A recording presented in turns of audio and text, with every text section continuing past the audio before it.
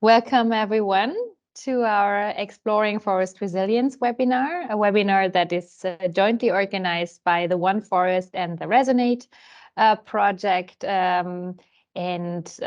are sister projects and we both work on resilience related topics, so it fits very well.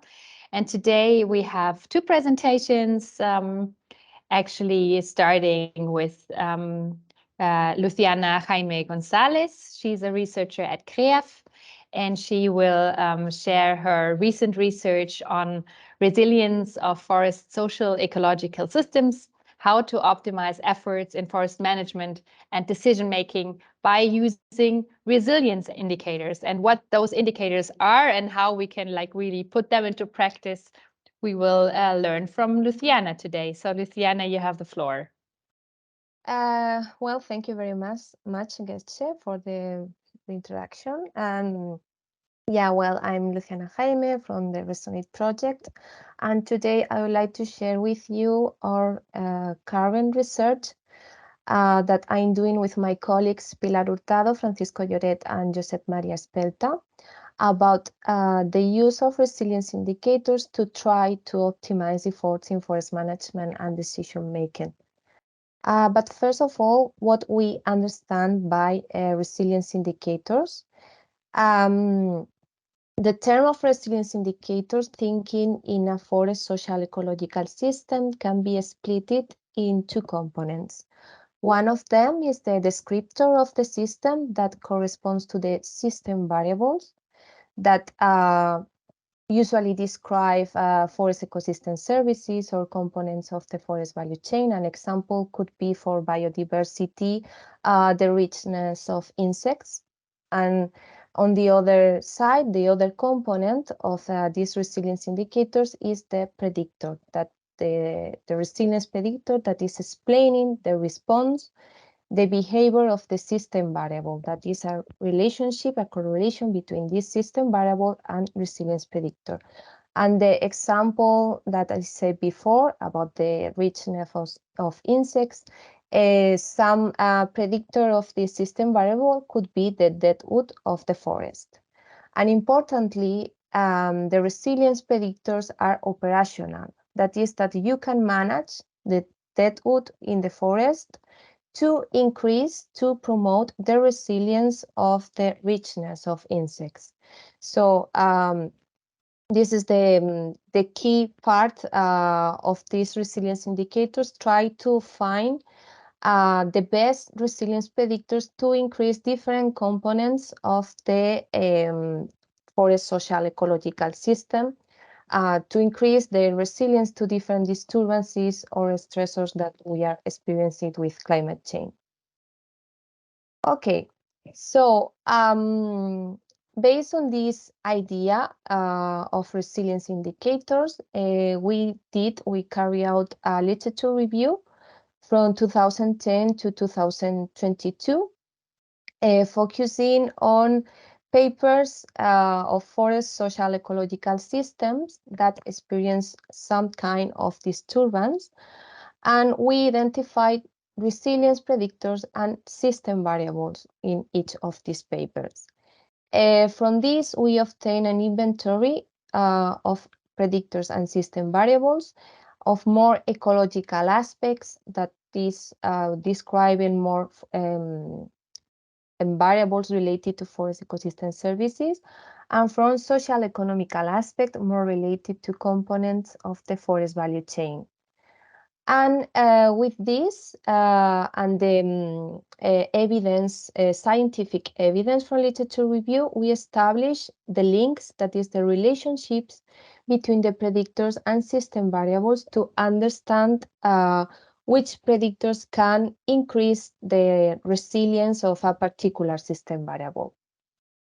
Okay, and with this information, we are doing two studies. Well, one of them is more focused on the evidence of literature review to create a reference guide that I'll explain in the next slides. And the other is more focused on the perception of stakeholders. And we did stakeholders assessment, and is a study that I'm doing at this moment. Okay. Related to the reference guide, the main objectives is provide an agreed and tested ecological resilience indicators, as I mentioned, based on literature review, with the idea to assist in the selection of them to be applied and prioritized by forest managers and decision makers.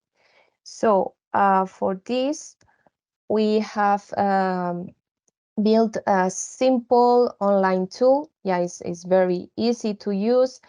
That is like an interactive presentation, and is available on the Resonate project website that you can click in the link, and clicking in the link, users go directly to the front page, that is this picture, and you can start. Okay, when you start, you go to this slide about what are resilience indicators, because we think that it's important to understand in which system variables you can have an effect with the management of resilience predictors. Okay, so here you can click the system variable or the resilience predictor, and go to other slide in which there is a description of each of them, and also some examples to understand better what we understand by system variable or resilient predictor. Also, you can click for more information and go to other slide in which we explain the literature review that we did, and also you can go to the links of the deliverables and in which this information is available, or go directly to select indicators. Here in the slide to select indicators, well, it's more the system variables are grouped in different groups, more or less related to different forest ecosystem services like forest functioning, biodiversity, forest structure, landscape, and soil. And here you click in the group of system variables that you are interested to increase the resilience to disturbances and stressors. For example, biodiversity, you can be interested. And here in biodiversity, you obtain a list of groups of system variables that we have found in literature review. And for example, you select plant and taxonomic diversity, and you obtain different specific examples also found in literature review, like species richness or different index of biodiversity. And the most common or the best resilience predictors that we found in literature review to explain this system variable. That here, well, we have herbivory pressure, landscape vegetation cover, management intensity, management treatment, and also the percentage of significant relationship that in all the literature review we found this correlation. Again, well, specific examples of resilience predictors and links to the literature review where you can find this specific relationship between the system variable and a particular resilience predictor. So the idea is easy, try to guide the forest managers or decision makers to understand better in which system variables and with which resilience predictors they can work. And also, yeah, it's an easy online tool easy to change. Also, for example, if we update the literature review to include more information, or yeah, to change things if it's necessary. And the other study that we are doing at this moment is with stakeholders to the other view because, yeah, the view of scientific side could be different from the view of the stakeholders that are working directly in forest management, for example. And the idea is from the stakeholders' perception and expertise, try to obtain a set of reliable predictors of the resilience, in this case, of forest ecosystem services, but also for components of the forest value chain by contrasting key stakeholders' views. For that, we first establish with the stakeholders the relationships between predictors and system variables, and then assess it the different criteria of for the resilience predictors to select the best of them. And for this study, we use a questionnaire. We prepare a questionnaire that distribute in collaboration, distribute to different stakeholders of 4 target groups: forest and disturbance management actors, value chain actors, societal actors, and government and policy actors, and in collaboration with the 9 case studies of the RESONATE project. Briefly, the structure of this questionnaire was 3 parts. Were 3 parts. The first part with main information and description of the project, the meaning for us of resilience, that we think that is very important to have clear this idea, and several examples of system variables and resilience predictors. The second part, and the most important, the exercises to be completed by stakeholders, and the third part, supporting information with description of each variable explained in this questionnaire. This is the exercise 1, in which stakeholders identify links between system variables and resilience predictors. 2 tables, one of them with system variables more related to forest ecosystem services, and the other with system variables more related to the forest value chain. And the second exercise was for scoring each resilience predictor presented in the previous exercise based on a set of criteria, with the idea of select the best of them based on the perception and opinion of stakeholders. Here the results. Well, you can see in this figure the 9 case studies of the RESONATE project, and in total we received 82 completed questionnaires. That was good, but not very good, but enough for us.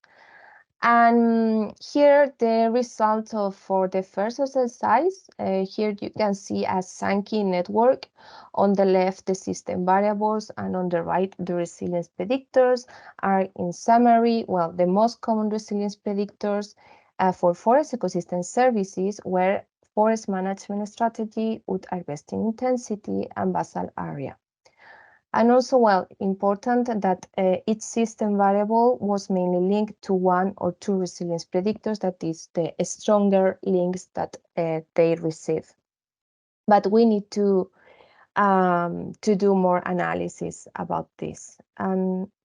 Okay, however, if we the previous network is with all the responses from stakeholders, but if we split the information in the 4 target groups of stakeholders, the perception of these links differ. For example, for value chain actors, the biodiversity was mainly linked to conservation status and management intensity. And for societal actors, for example, the system variable on non-wood forest production was explained by land use intensity, or this predictor of land use intensity. In the case of components of the forest value chain, again, the most common resilience predictors were forest management strategy and wood harvesting intensity, but in this case, also the felling in the forest available for wood supply. And its system variable was mainly linked to one or two resilience predictors. And with the analysis for the different target groups, again, well, several new links appear. And for example, for forest and disturbance management actors, to explain the forest products value as system variable was key the foreign trade. For societal actors to explain wood production and forest products value where was the forest area under certification. And finally, for government and policy actors, land use intensity was a key predictor to explain wood production. Okay, this is for the first exercise. For the second exercise about scoring each resilience predictors, for forest ecosystem services, the top score resilience predictor were two: forest expansion and conservation status. And in the case of the forest value chain, were several, like wood harvesting intensity, forest area under forest management certification, forestry training, forest expansion, etc. So like a key message from this analysis, but I repeat again that we need to deep a bit more in these results. From exercise 1, we see that management-related predictors are key to increase the resilience of different forest ecosystem services, like biomass stock, timber production, or forest biodiversity. In the case of forest value chain, it's true that based on the stakeholders' perception, they are explained by a wider range of predictors. But again, the forest management strategy is key.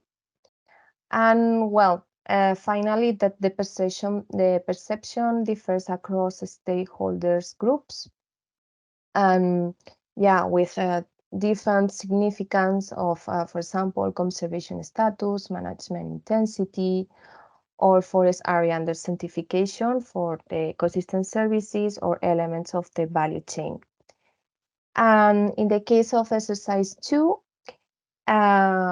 we can see that the most appropriate or the best predictors to increase resilience are different depending on if we consider the forest like an ecosystem, in which aspects like increase the forest area and conservation of biodiversity are more important, or if we consider the forest like the origin of the value chain. And in this case, aspects related to the exploitation of the forest and the forestry training are more relevant. Okay, so well, thank you very much for your attention. And if you have questions, I'll be happy to respond. Thank you. Thank you very much for your presentation. I can see there's already a question from Marcus. Please raise your hands if you have questions. I also have a question, but let's see if there's still time for that. I can see Marcus and then Anniken. So Marcus, please ask your question. Thank you, Luciana. Very, very clear presentation. Very well done. Really, great job. I mean, this is a stupid question, but I still would like to ask for clarification with an example how you actually establish this link between the predictors and the system variables, like how the stakeholders were asked to do that. You showed these tables, but I didn't quite pick up now, like what did they have to put into the table? Did they have to say, like, is this increasing the predictor variable, or is it decreasing, or is it a strong link, or what did they actually have to put in there to make this link? And then that's a more technical question from my understanding. But then the other question I would have is, you stressed that the perception differed strongly between stakeholder groups, but I was wondering, could you also look at regional differences? Because I would assume that across the case studies, maybe there could be a difference between Northern Europe and Southern Europe, for example. Thank you. Thank you very much for your questions, Marcus. Related to the first question about how we work with the stakeholders to complete these tables, the links was only about their perception if they consider there is a correlationship, not a decreasing or increasing of the resilience. In the case of the literature review, we have this information from the papers, but with the stakeholders, we thought that could be more complicated, so we only ask about their opinion if there was a link or a correlation that, for example, deadwood is related to richness of insects. And then, we are working on this information to select the best predictors, and based on literature review, we can see if because also in literature review, we saw that some papers, and depending of the disturbance, the effect of the predictor could be positive or negative. So it's a bit tricky. And in the table, they put a 1, and number 1 if they consider a link, and a number 2 if they consider no link between the resilient predictor and the system variable. And the other question about the differences between stakeholders target groups, we have enough data for doing this analysis to see the differences, but in the case of the 9 case studies, it's more complicated because the number of some participants is not enough. For example, we have 4 replies or 5 replies, and in other cases 12 or 15. So there is a bias between them. Yeah, it makes it more difficult to compare if it's different numbers, obviously, because how can you put that into the equation? Thanks, Luciana. Then Anniken is next, and we might still have time for my question. So let's see. Anniken, please. So it's a little bit loud here, so I hope that that's not a problem for you. My question actually relates to Marcus' question, because in RESONATE, we always have this strong focus at wood, and not so much as maybe other products, and then especially in the direction of Southern Europe, where maybe there's not always this strong focus on wood production. Sometimes it might be cork or eucalyptus or chestnuts, etc. And I was wondering, because I think when I looked at the value chain predictors, this is maybe not something we have a strong focus at in the resilience framework, but I was wondering how it could potentially change. And then I think you are working with CREAF, and I was wondering, do you have a way to reach these people, or how can we maybe, do you have an idea on how to improve this? Sorry, I think that I didn't understand very well the question. Could you repeat, please? Yes, of course. Maybe it's like really too loud here. So in RESONATE, we have this strong focus on wood products, and not necessarily on maybe Southern European forest products. And also now in the list of value chain predictors that you presented, there was also this strong focus at wood, but not so much at other forest functions. And I was just wondering, do you have any idea how your predictors change, or what would resilience look like for these other products? To be honest, was complicated to select a short list of system variables related to the components of the forest value chain, because in literature review, there are very few information about this. So we select a small number, and then in the workshop that we did in Vienna last year, the workshop that we did with different stakeholders, here we receive some feedback to other system variables that we can use or that they consider important to include in this study. But for me, it's something complicated because I'm working more in the ecological aspect. Also, during my PhD, and the forest value chain, for me is a new word. So sorry, I don't know what to say. Yes. No, it's a totally difficult question. That's why I thought maybe there is some insights from the workshop, but if it was just not there, then that's what it is. But thanks. Yeah, thank you very much.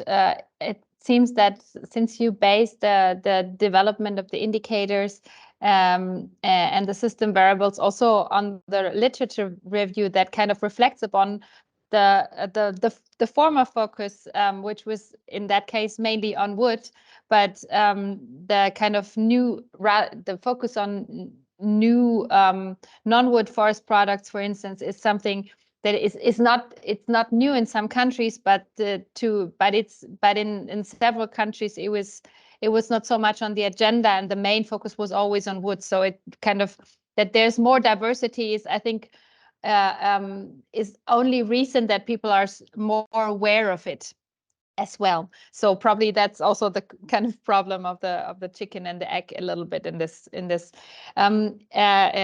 question.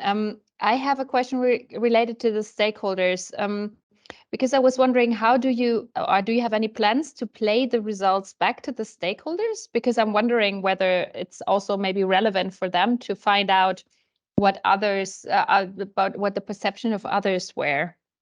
Yes, of course. This is in our agendas, but first I would like to have the final results with clear messages for them. Yeah, I hope that in next month or before the end of this year, yeah, to send them something simple to understand, yeah, with clear ideas and clear results, because it's very important, this feedback between stakeholders and people doing science. Yeah, I agree, because you also establish a relationship somehow, right, through this kind of feedback loops, and they feel appreciated, and then they're also, because we've recently also been struggling with stakeholder fatigue. So this is also then, of course, encouraging for them that they can actually maybe you do something with the results, and then are more willing to participate in upcoming surveys or questionnaires as well. If there are no further questions, I don't see any hands raised. I would like to introduce our second speaker for today. Her name is Ester Hertegard. She's working for ONEforest, and she's based at SLU. And she will present today her work on stated preferences on forest ecosystem services, evidence from a large-scale European survey. So it fits very well together with Luciana's work in a way. And we have the focus on the ecosystem services. So yeah, curious to find out what you will tell us about the results of the survey. So I'm Ester, and I'm working with the EU project ONEforest. I'm doing my PhD in my second year right now, and my supervisor is Camilla Widmark. We are doing this study together, and we are situated in the far north of Sweden, in Umeå. So we are outside. It's a lot of snow at the moment, so that might give you a hint of where we are in the world. And besides snow, there's also a lot of forests up here. So being able to work with forests and issues concerning forests is really nice. And this study that I'm going to present today is it's really, I want to say, work in progress, because we have not done all of the analysis that we are planning to do yet, but still, as just in this sort of descriptive version of what we did in the survey, I think it's quite interesting to present also at this stage. So we're looking at stated preferences on forest ecosystem services. And just to start off with, I mean, of course, you probably all know this, but what's the definition of forest ecosystem services? Basically, you can describe it as benefits that people obtain from ecosystems, both direct and indirect contributions to human well-being. And to this picture in the right, which I actually took, it's even further up north in Sweden. It's from Lapland. we can see clearly that there are a lot of ecosystem services represented here. We have, of course, the recreational value. It's easy to walk around, looking at the view and walking around these trees. And we also have the service of carbon sequestration. You see the green needles. They are capturing carbon and giving off oxygen to the air. And we also might not be might not be the first thing you think about when looking at this picture, but there's also the function of erosion control, because you see that there's a slope back here and the roots of these trees are capturing the structure of the ground, making it stay like it is, like a hill. So why is this relevant to look at? Well, maybe you are the persons that I least need to motivate this for. But of course, forests are a big topic when it comes to policy making, and due to like the big issue with climate change mitigation and also like biodiversity loss and people's well-being. So it's very relevant to learn more about the interaction between people and forest ecosystem services to be able to make policies that are well-functioning of meeting all of the needs that we have today, but still making sure that they are present for coming generations. In 2005, there was the Millennium Assessment, and they exemplified and divided the forest ecosystem services into 4 different groups, which I think is rather useful in learning about. We have the provisioning services that maybe were really present in the previous presentation. We have the sort of products that we're getting from them that we can extract from the forest. We have timber, for example, and pulp and paper. We have fibers, lots of biomass things that we can take out. And then we have the regulating group of services, which is regulating the climate, for example. So the carbon sequestration, we have the flood control, and as I talked a little about the erosion prevention, sort of regulatory services that make sure that the ecosystem is running.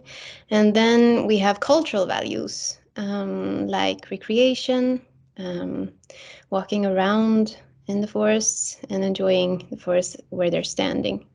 And then we have the slightly maybe difficult group to define. It's the supportive services, but mainly it's these services are making sure that the other services can thrive.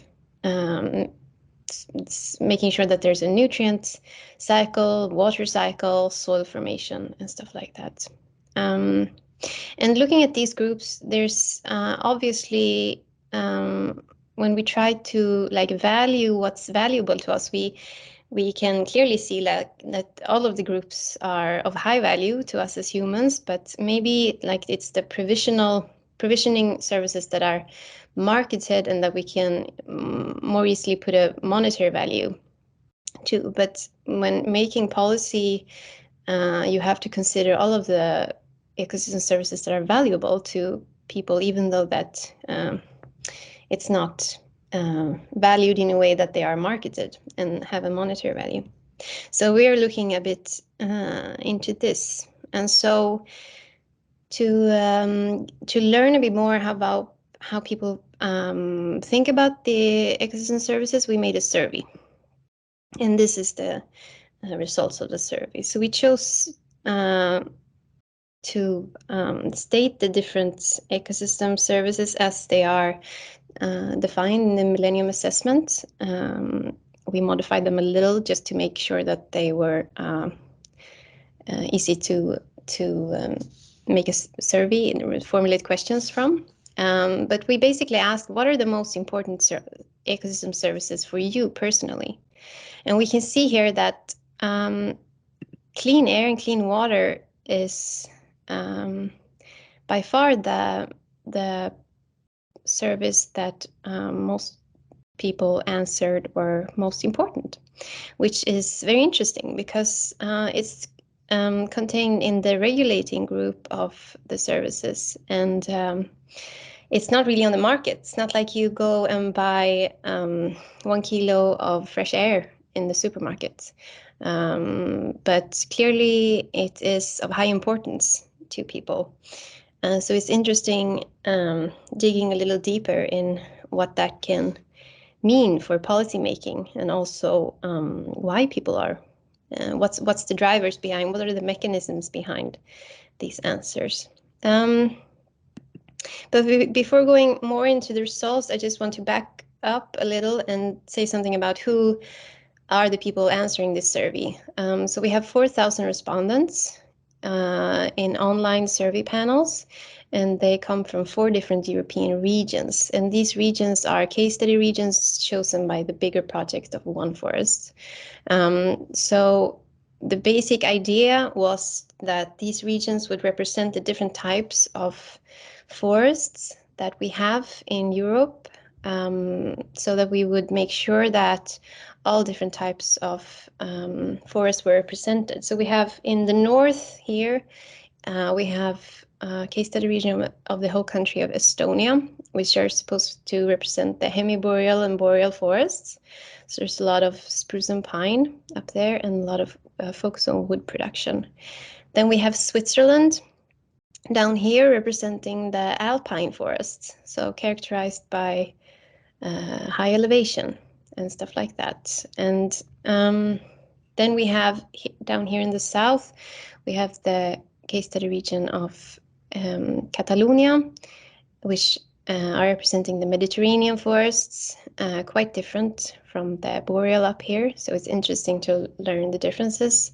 And then the last case study region is made up by 2 regions in Germany. It's Hessen and Thüringen, and they are together one case study region representing the continental or sort of mid-European forests. So these were the respondents, and we made sure that the respondents also were proportional to the obvious demographics, like 50-50 men and women, and there were a lot of different age groups represented, and a lot of different income level and education levels. So we think we have a quite good representation from people in general in these regions. And looking a bit more into, were there any difference between these regions when ranking the forest ecosystem services? Well, yes, as we can see, with the clean air and clean water is most important, is most frequently ranked as the highest in all of the regions, actually. So you can see that the answers are quite following each other, but Estonia is really the driving force behind the peak here in ranking clean air and clean water. And then we have, looking at production of timber, for example, we have the difference in Switzerland and Estonia, saying that, yeah, this is important for us, where Germany and Spain might not be so interested in saying that this is important for them. And there are also obvious cultural differences, like it might be more usual with berry and mushroom picking for recreational values, for example, in Estonia. So that's maybe a driving force behind why the berry and mushroom picking services is highly ranked in Estonia. So it's interesting looking a bit, but as you can see, they're quite similar in the regions, which is interesting to see that there's some likeliness in Europe, looking at this. And we also made a difference in asking what are the most important services for you personally, and then a different question about what's more important service for your region. What makes your region thrive more or less? But these answers to these questions was also quite similar. As you can see, they are following each other quite neatly. We have maybe the value of pollination, biodiversity is slightly of higher importance for people personally rather than the region. And when it comes to public recreation, this is stated as being more important maybe for the region rather than for people personally. So these are little differences. And then looking at, for example, men and women, are they any different in what they find important? And yes, a little difference. So we can see like men are stating the production of timber as slightly of higher importance than women. And when it comes to biodiversity and pollination, we see that women are more likely to answer that that's the most important service. And also the clean air, clean water, women are slightly more represented in saying that that's important. Otherwise, there's, as you can see, there's a lot of similarities in how people answer this. And another question we were interested in learning about is like the conflicts between these ecosystem services. And by conflict, we mean is using one service, making it harder to use other services. Like, are they in competition with each other? And basically, it was interesting to know that Spain, Germany, and Switzerland were quite similar in saying that, a lot of people saying that no, there is no obvious conflicts. There's a lot of, we can use a lot of services without them making it harder to use other services. But when it comes to Estonia, we see that the provisioning services are in conflict for many of the respondents with the regulating services.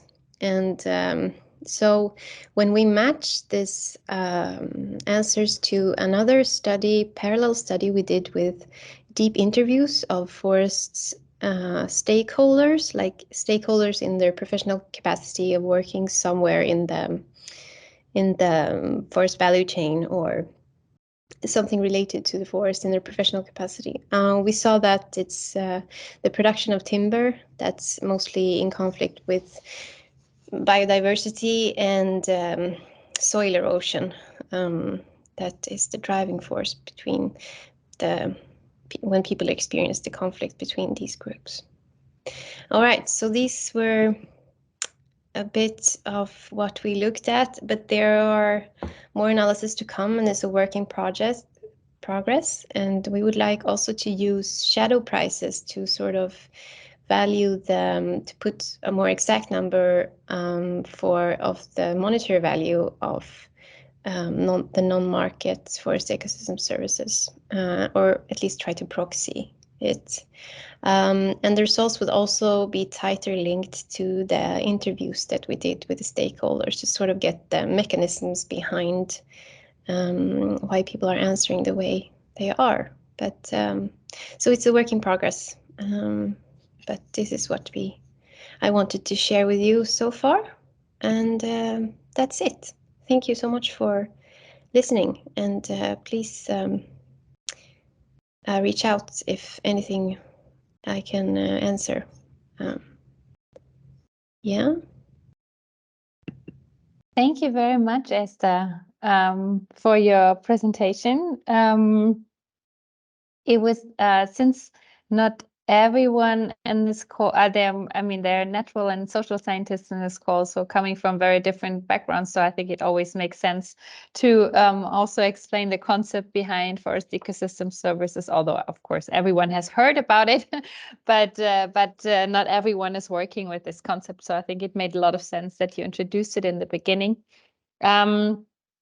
Actually, I don't see any. I see Marcus. Okay, Marcus, then you can ask the first question, and I have one for later. Thank you. The same suspects are asking questions. Yeah. No, but thanks a lot for your presentation. Also very, very clear and very nice presentation. Very interesting. I was just a little bit curious about like obviously I think you asked the general public, right? I mean, who did you ask? Like who like how did you approach them? Do you have information about differences between city people and rural people, for example? That would be something I would just be curious.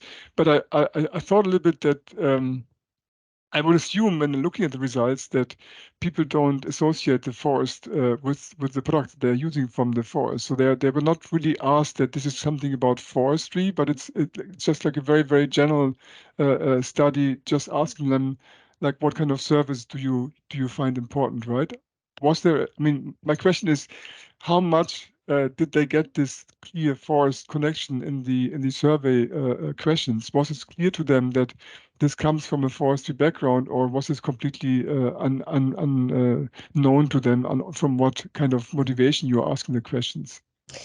Yeah, so that's a good question. So a little bit of clarification. Yeah, so in terms of like demographics, we made sure that we wanted people both from rural areas and city people, but we also want to make sure that the people were really representing the case study region that they were in. So we made sure so obviously in, for example, Catalonia, there were a lot of city respondents from Barcelona, which is inevitable, but we feel like that's representing the public in that area. And like in Estonia, we had, of course, a lot of people answering from rural areas, which would be representative for that area. But then we started the study with explaining, like we made a definition about what forest is, and then we asked a lot of questions like, how is your relation to the forest? Do you live close to a forest? How often do you spend time in the forest? And then we sort of did before we explain anything further, we asked them how was their knowledge about these forest ecosystem services. So basically we said, like, when you think about the forest and things that we find useful with the forest, what services comes to mind or something, and then they could say what services that they felt. And when looking at the results by that, we can see that of course the services that they knew of were also the services that were higher ranked later when they were asked to rank them. So yeah, but it's not, when you say forestry, for me it sounds like, the production of timber and biomass, which is not what this study is limited to. It's more general, with including all of the forest ecosystem services. Yeah, Really. just my reflection. I mean, when I look at the ranking, these are all the services where they have a direct personal connection to. So they breathe clean air, and they are interested in protecting from climate change, but they don't necessarily connect intellectually that the wood actually is used for the table that I'm using in my household. I mean, I think it's the You more don't think? direct. Well, that's what I assume. If I look at the range of services, then they're all kind of the ones where they actually have a direct connection, like recreation in the forest, and they are in the forest. And so it's a much more direct connection, which seems to be the ones that are ranked highest. But yeah, Oh, so maybe you mean that's it's the driving force, like behind it, what you experience the most for you, or yeah. like It it's seems to me connected? that the Yeah. direct connection is Yeah. one that is really coming out as the ones which are ranked highest. And the other ones which we maybe would expect to rank higher, they are all indirect, which are not so visible or tangible for the respondents. Just an idea. Yeah, but we could see also that biodiversity and pollination was ranked higher than hunting and stuff like that. So I think it was impressive to see that people really can think a bit abstract about what's useful for the society in a bigger perspective. Also, it seemed like for me. But yeah, it's interesting to learn, what you thought about it. So thank you for that comment. Yeah, there's some psychology involved, obviously. Yes. I also have a question, Esther. you mentioned the policymakers in the beginning. Anniken, okay, I will just ask first and then it's your turn, Anniken. You mentioned the policymakers in the beginning, and I was wondering, what are you going to do with the results? Of course, from a communication perspective, I'm always quite practical, but you have quite some, I mean, you have had 4,000 participants in this survey, and it's really a big one, and you will complement it with the in-depth interviews. So you will have quite significant results on the ecosystem services and the perceptions of the so-called public. What will you do with the results? Like, are you planning to approach policymakers, and what in the more long-term perspective would be your objective, how to deal with, or also how to value the ecosystem services, because that's an ongoing discussion, the kind of potential payment for ecosystem services. But what would be your take on that, based also on the results of the survey? Yes, thank you. Very good questions. So to start with the communication bit, so it's a part of a bigger project of ONEforest, and maybe Raquel is a better person to ask about how we communicate within the project. But so it's a part of making a multi-criteria decision tool for forest users in the end. So it's the results are part of making a decision tool for it to be easier to value the different parts of the forest for foresters and forest owners. So that's a part of it. But also we, of course, are communicating this into, we're turning these results and the analysis into a scientific paper, which we hope will be published and also of course shared with policymakers and the public. So so that's what I can say about that. And then yeah, so of course we would like to be a part of pushing the frontier in the valuing of the non-marketed services from the forest. But it's so obviously there's a need for trying to put some numbers to what value that these services have, but we are not in that far in the study yet to be able to say any numbers. But we would, of course, very much like to. And but it's a result in itself, I think, to see what people find important, or that they state their stated preference of what's important to them. It's a result that is policy relevant in itself, in my perspective. So yeah.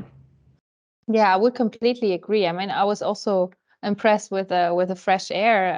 That's something I wouldn't have expected to be ranked so high, and also the biodiversity, for instance. And of course, I mean, people are obviously more aware that with the climate change, we will also face certain pressures on the forest, and also that the forest, I mean, this is also a common narrative that the forest can also help us to mitigate climate change. So it's but it would be super interesting to compare that with results from like 10 years ago, which I'm not sure if they are there, but that would, I'm sure we would have very different results actually. Yeah. Because the public is obviously more aware. Anniken, you also had a question. Please go ahead. Yeah, actually, my question was if there was maybe a survey before, and if we see changes. So, but I think I saw you shaking your head before, so I think that one is answered.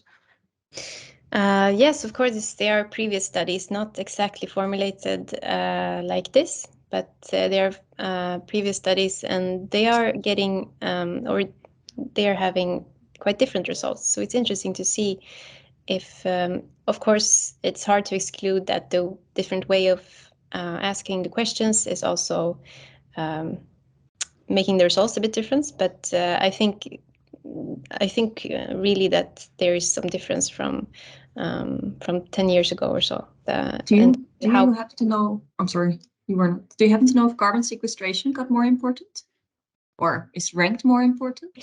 In our study, it's not gaining a lot more importance than the previous ones, but the importance of timber is losing value from before. So it's not as important in. The results are making it less important in our study than previously. So that's a change, but yeah. Yeah, sometimes and this will be more a conceptual question, but sometimes I'm thinking in terms of like 3 forest functions, one could also call it mitigation, adaptation, sequestration. And then I wonder what is the most important from these 3. And then I think maybe an ecosystem service survey can actually give us such answers. For example, wood production would maybe go in the direction of mitigation. Sequestration is obviously, it would be carbon regulation. And then adaptation, we don't really have an ecosystem service that relates to adaptation. That's true, yeah. Yeah. Interesting perspective. And I've been playing with that a little bit in my work now. So if somebody is ever interested on discussing on that, I would like that. Yeah. Yeah, that's a really interesting, like, how do people think about, like, is it more important to adapt or to mitigate? And like, obviously that can be a difference between stakeholders that are more involved and also like the general public, one could imagine. But yeah, this is really, it's interesting. Yeah, because I think this is somehow, I don't know, I'm starting to talk about it as climate-related ecosystem services, mitigation, sequestration, adaptation. And yeah, I don't know. How to make them measurable would be interesting within using the concept of ecosystem services. Yeah.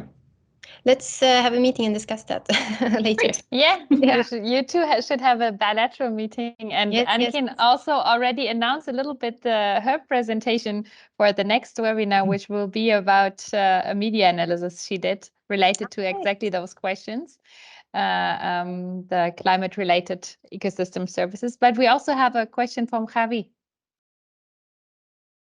Hi, thank you, yes, and thank you very much for your presentation, Esther. My question is very general. How do you actually select the stakeholders and approach them to have? Because I've been involved in another project in contacting stakeholders for having to do these interviews, and some of them were very reluctant to. It was very difficult to have some feedback from them, and so how do you do it to make this more attractive to them and to know that you don't have a biased perception only on people who are more I don't know. Yeah, good question. Interesting from the beginning. Yeah, good question. So we are separating, like, when you talk about stakeholders, I'm thinking that you are referring to the deep interviews that we made parallel. But within this big survey, we are not targeting stakeholders, but we're targeting the general public. So also people that have no or very little connection to the forest value chain. But making sure that the non-bias is always hard when it comes to surveys. Like, why are people taking the time to answer surveys? So in this survey, we used a web panel so the respondents got rewards in terms of vouchers, or they're collecting points and then they can turn the points into vouchers and stuff like that. But the vouchers can also be given away to charity, and we saw that there is quite a good spread within the different income in people that responded. So we think we have checked the obvious demographics, that they are pretty much matched to the people that are living in the region. So we think that, and we also made sure that with designing the survey, making sure that it was out not during both a weekend and weeknight, so everyone would be able to participate, depending on what family and work situation you have and stuff like that. So we try to really make sure, but it's always hard to answer a clear answer that no, there is no bias whatsoever, because obviously there could be. But people that responded also, they didn't know that what the survey was about before they opened the survey. So they weren't made aware of that it was about forests. And in terms of the deep interviews we did within the other study, Simon which is also listening in here, he was one of the persons that made these interviews. So we had local experts within these regions reaching out to the stakeholders within their regions and making these interviews. So we didn't do it ourselves because it was important for us that the interviews were made in the native language and within the cultural setting of the region. So yeah. But yeah, we also experienced that it was hard to get people to get involved. Like it's hard to get people to sit down and talk about this for many reasons. I think some were afraid that they had different opinions than their official job, and that might somehow get them in conflict with their employer, and others were simply not interested in participating. So yeah, so I recognize when you say that it's hard to get people to get involved and be interviewed, it's hard. Yeah. Okay, so it's a common problem. Yeah. Thank you, Esther. Yeah, thank you. Thank you very much also for your questions. I'm not sure if you, Raquel, still want to complement or also ask a question. As you have said before, we are going to share this information, this presentation, these talks with the audience on the YouTube channel and also on the website. So please, you can replay again, or you can share with your peers, colleagues, other projects, etc. So please go ahead. And also, if you are going to publish something, please, well, in the case of Ester, we are going to publish on the website, and we are going to promote her results. But please feel free to share with us all the results, publication, etc., that you have from this research. So thank you very much for your effort. Thanks. Yes, thank you. That was very nice closing words, Raquel. Thanks to all of you also for participating. We had 14 people in the call, so that's really great. The next webinar will be on the 8th of December. I will send an invite before. We already know that Anniken will be presenting from ONEforest. We will learn soon who will be presenting, and then we will look forward to seeing you soon again. Have a beautiful weekend and keep in touch. Bye-bye. You do. Thanks. Bye. Take care. Bye. Bye. Thank Bye. you. Thank you. Bye. Thank you. Goodbye. Thanks.